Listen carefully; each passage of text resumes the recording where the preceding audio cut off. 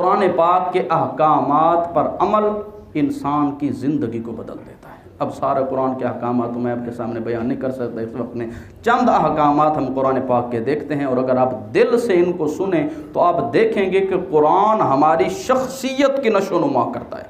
जो हमारी एक शख्सियत है, कुरान एक हमारी शख्सियत को निखारना चाहता है। कुरान पाक के चंद अहकामात मैं आपके सामने पेश करता हूँ।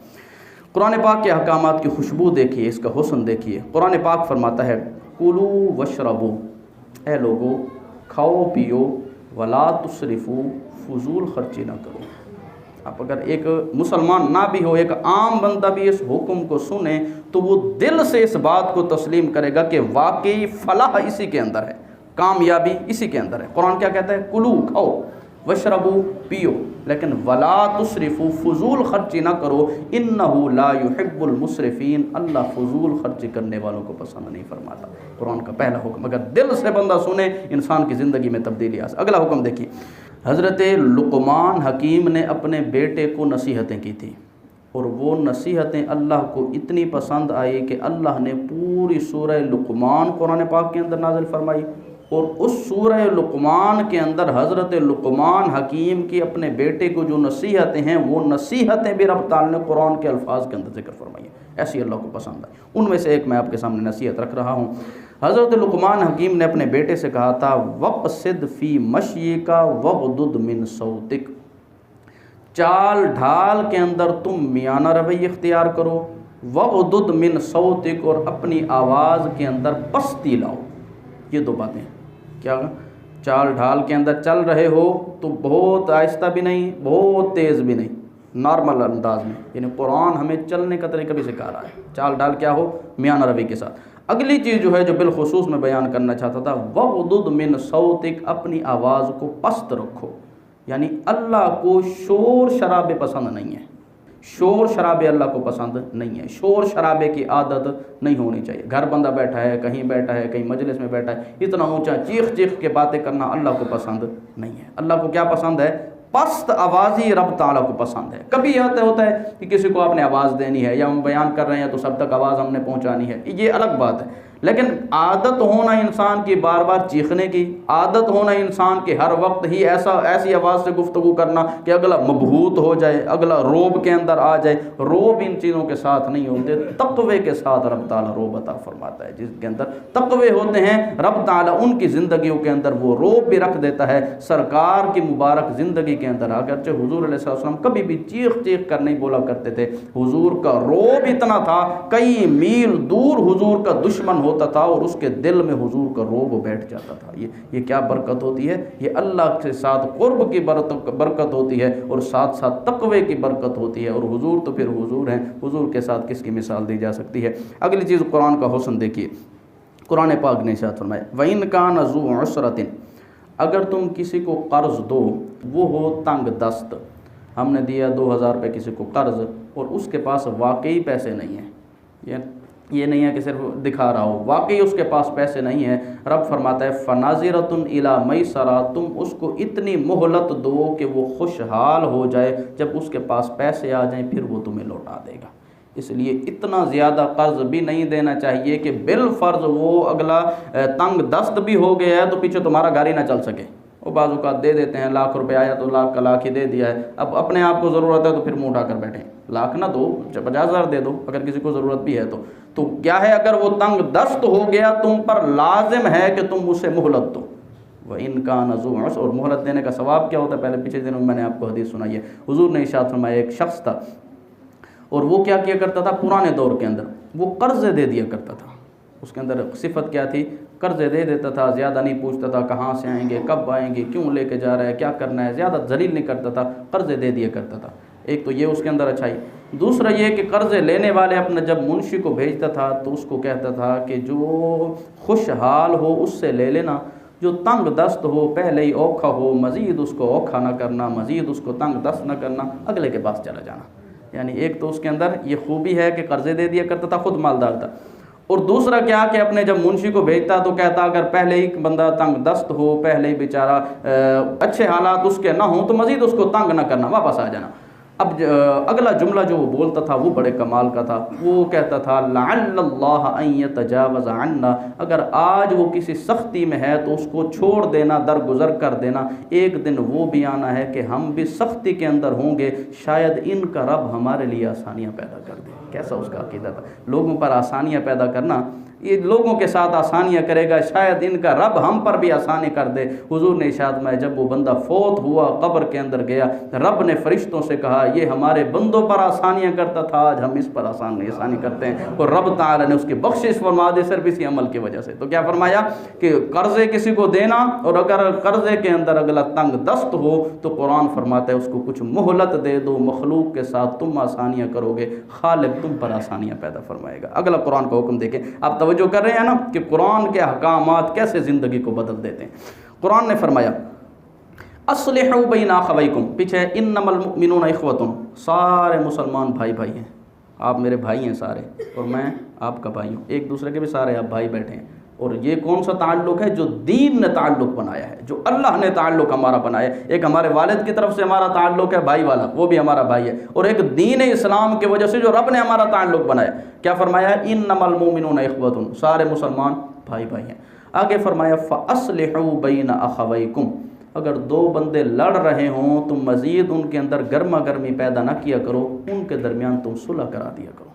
कैसा इस्लाम हमें ज़िंदगी के कैसे उसूल सिखा रहा है। फ़अस्लिहू बैना अखवैकुम, भाई लड़ते अच्छे नहीं लगते, भाई सुलह में अच्छे लगते हैं। कोई लड़ रहे हों तो आपस में ये नहीं है चुगलियाँ, उधर से भी बात बढ़ाई, उधर से भी बात बढ़ाई, उधर से भी बोतल पी ली, उधर से भी चाय पी ली, और आपस में वो लड़ रहे हैं और हम तमाशा देख रहे हैं। और ऐसे लोग मौजूद हैं, और बहुत से लोग मौजूद हैं ऐसा हमने नहीं बनना। कुरान ने ये बनने का हमें हुक्म नहीं दिया। कुरान क्या फरमाता है? वला तासौ फिल अर्दि मुफसिदीन, ज़मीन में फसादी बनकर ना फिरो।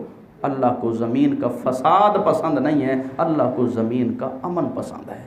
क्या फरमाया? वला तासौ फिल अर्दि मुफसिदीन। तो कुरान का हुक्म क्या था? फ़अस्लिहू बैना अखवैकुम, दो भाई कोई लड़ पड़े, सारे मुसलमान भाई भाई हैं, दो भाई कोई लड़ पड़े तो आपस में उनकी सुलह करवा दिया करो। ये ना देखा करो कि कौन हैं क्या हैं, बिलखुसूस जो ख़ानदान में बड़े हों उनका ये हक बनता है कि कहीं कोई आपस में लड़ाई हो गई है तो आपस में सुलह की फ़ज़ा कायम करें, ना कि लड़ाइयों की फ़ज़ा कायम करके मज़ीद लड़ाइयों को तूल दें। ये कुरान पाक का हमें हुक्म है। अगला हुक्म देखिए कुरान हमें कैसा इंसान बना रहा है। रब ने इरशाद फरमाया या अय्युहल्लज़ीना आमनू, ए ईमान वालो, ला यस्खर कौमुम मिन कौमिन, ए ईमान वालो आपस में एक दूसरे का मजाक न उड़ाया करो, आपस में एक दूसरे का मजाक न उड़ाया। आगे क्या फरमाया? ऐसा अन यकूनु खैरम मिनहुम, हो सकता है जिसका तुम मजाक उड़ा रहे हो वो तुमसे ज़्यादा बेहतर हो। तक़वा किस में कितना ज़्यादा है रब जानता है, मैं नहीं जानता। मेरे ऊपर बैठने का हरगिज़ ये मतलब नहीं कि मेरे अंदर तक़वा ज़्यादा है। तक़वा किससे ताल्लुक़ रखता है? दिल से। हुजूर ने इरशाद, मैं तो 2 बार अपने इस सीने मुबारक की तरफ इशारा करके अत्तक़वा होना फरमाया, तक़वा यहाँ है, तक़वा यहाँ है, हुजूर ने फरमाया। इसलिए क्या फरमाया? किसी का मजाक ना उड़ाया करो। किसी को रब ने नेमत कम अता की है, किसी को ज़्यादा अता की है, किसी को हुस्न ज़्यादा अता किया है, कम अता किया है, कोई भी किसी के अंदर खामी है, उस खामी को लेकर कभी किसी का मजाक न उड़ाना। इस पर तवज्जो करनी चाहिए हमें। कुरान हमें कैसा इंसान बना रहा है, और जो कुरान हिदायत देता है, रब ताला ने फरमाया फ़बिअय्यि हदीसिम बअदहु युमिनून, कुरान के बाद कौन सी खूबसूरत बात है जिस पर लोग ईमान लाएंगे। कोई कुरान से अच्छी बात भी है? कुरान कहता है फ़बिअय्यि हदीसिम, कौन सी ऐसी बात है बअदहु युमिनून कि कुरान के बाद लोग उस पर ईमान लाएंगे। कुरान ही सबसे अच्छी बात है। वमन नस्दक़ु मिनल्लाहि हदीसा वमन नस्दक़ु मिनल्लाहि क़ीला, अल्लाह से किसकी सच्ची बातें हो सकती हैं? कुरान कहता है वमन नस्दक़ु मिनल्लाहि हदीसा, अल्लाह से किसकी सच्ची बातें। क्या फरमाया कुरान ने? ला यस्खर कौमुम मिन कौमिन, एक दूसरे का मजाक न उड़ाया करो। फरमाया ऐसा अन यकूनु खैरम मिनहुम, हो सकता है जिसका तुम मजाक उड़ा रहे हो वो तुमसे बेहतर हो। आगे फरमाया वला निसाउ मिन निसाइन, औरतें भी एक दूसरे का मजाक न उड़ाएं। ऐसा अन यकुन्ना खैरम मिनहुन्ना, हो सकता है जिसका मजाक उड़ाया जा रहा है वो बेहतर हो उससे जो मजाक उड़ा रही है। आगे फरमाया वला तनाबज़ु बिल अलक़ाब, बुरे अलक़ाब से, बुरे अल्फाज से एक दूसरे को न पुकारा करो। अगर आपको कोई बुरे अल्फाज से पुकारता हो तो फिर आप इसका दर्द समझ सकते हैं कि किसी बुरे वस्फ के साथ किसी को पुकारना अगले के दिल पर क्या गुजरता है। और इसके बारे में हुजूर अलैहिस्सलाम का बड़ा खूबसूरत फरमान है। सरकार ने इरशाद फरमाया था, दूसरों के लिए वही पसंद करो जो तुम अपने लिए पसंद करते हो, तुम कामिल मुसलमान बन जाओगे। हम नहीं चाहते कि हमें कोई बुरे अल्फाज के साथ याद करे, तो हमें किसी और को भी बुरे अल्फाज के साथ याद नहीं करना चाहिए। क्या फरमाया? दूसरों के लिए वही पसंद करो जो तुम अपने लिए पसंद करते हो, कामिल मुसलमान बन जाओगे। कुरान पाक ने फरमाया, कूनू कव्वामीन बिल क़िस्त, फरमाया कि तुम अदल के साथ, इंसाफ के साथ हमेशा खड़े रहो। कव्वामीना बिल क़िस्त शुहदा लिल्लाह वलौ अला अनफुसिकुम, अगरचे वो हक बात तुम्हारे अपने खिलाफ ही क्यों ना हो, अविल वालिदैन, वालिदैन के खिलाफ ही क्यों ना हो, अविल अक़रबीन, या करीबी रिश्तेदारों के खिलाफ ही क्यों ना हो। फरमाया तुमने जो साथ देना है वो अदल का देना है, जो साथ देना है वो हक का देना है। बहुत बड़ी बात है। और इसकी मिसाल आप ले लें कि हुजूर के बारगाह अक़दस के अंदर सिफारिश की गई थी कि या रसूलल्लाह, वो फ़लाँ कबीले की फ़ातिमा नाम खातून है, उससे चोरी हो गई है, वो बड़ा मुअज़्ज़ज़ कबीला है, या रसूलल्लाह कोई फ़िदिया वगैरह ले लें, कोई पैसे वगैरह ले लें, या रसूलल्लाह उसका हाथ ना काटें। और हुजूर ने बड़ा तारीख़ी जुमला बोला था, फरमाया जा सिफारिश करने वाले, ये तो उनकी फ़ातिमा है, अगर मुझ मोहम्मद की बेटी फ़ातिमा भी चोरी करती तो मैं उसका हाथ भी काट देता। ये है अदल व इंसाफ। ये क्या हुजूर ने फरमाया था, कूनू कव्वामीन बिल क़िस्त, अच्छाई के साथ और अदल के साथ हमेशा खड़े रहो। शुहदा लिल्लाह वलौ अला अनफुसिकुम, अगर जो तुम्हारे अपने खिलाफ ही क्यों ना हो। ये लड़ाइयाँ घर के ख़त्म करने का बेहतरीन नुस्खा है। ये मैं नहीं कह रहा कि वालिदैन के ख़िलाफ़ इस तरह हो जाना चाहिए कि आगे बोलने के लिए बंदा आ जाए, ये भी हरगिज़ मैं नहीं कह रहा।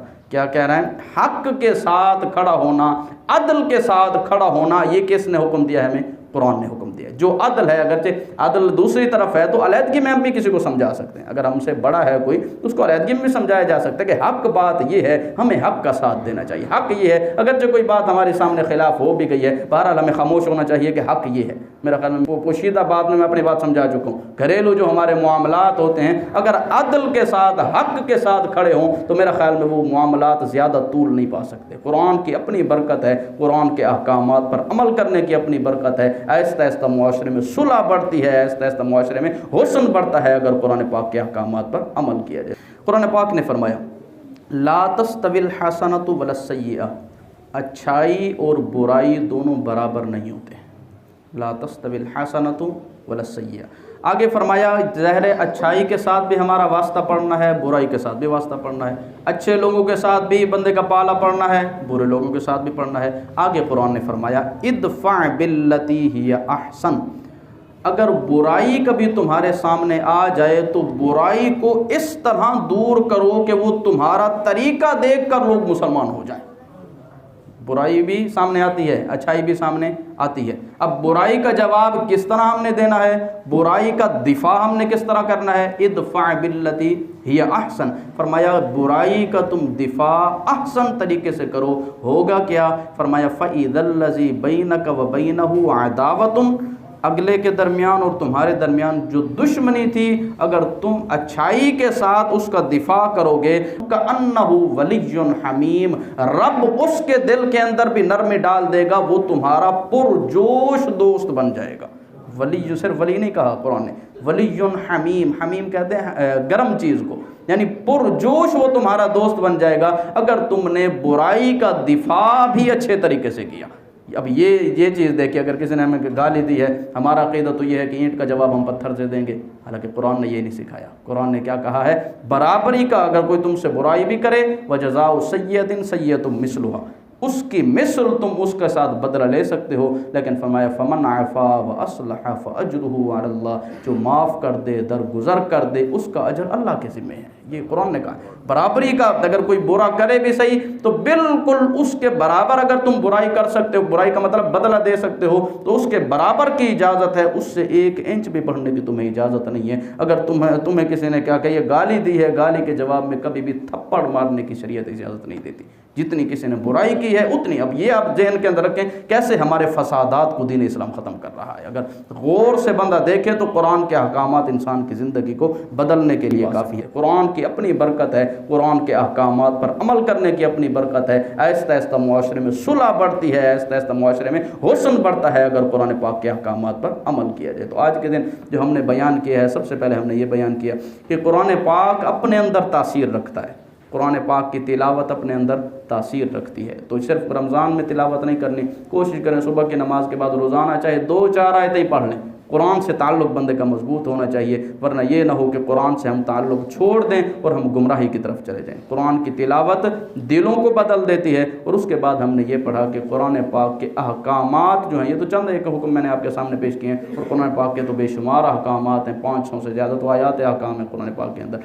तो कुरान पाक के जो अहकामात हैं वो इंसान की ज़िंदगी को तब्दील कर देते हैं। रमज़ान शरीफ का महीना आया था और रमज़ान शरीफ का महीना जा रहा है। ये ना हो कि रमज़ान शरीफ का महीना जाए तो हम कुरान पाक से ही बेताल्लुक़ हो जाएं। रमज़ान में ही पहले तो कुरान पाक से ताल्लुक़ बनाना चाहिए, नहीं है तो रमज़ान के साथ ऐसा गहरा ताल्लुक़ है कुरान का कि इस रमज़ान के जाने के बाद कुरान तो हमारे पास सामने मौजूद है। हुज़ूर ने इरशाद में क़यामत के दिन 2 चीज़ें शफ़ाअत करेंगे, रमज़ान भी शफ़ाअत करेगा, कुरान भी शफ़ाअत करेगा। रमज़ान अगर हमसे बिछड़ कर चला जाए तो कुरान तो हमारे पास मौजूद है ना।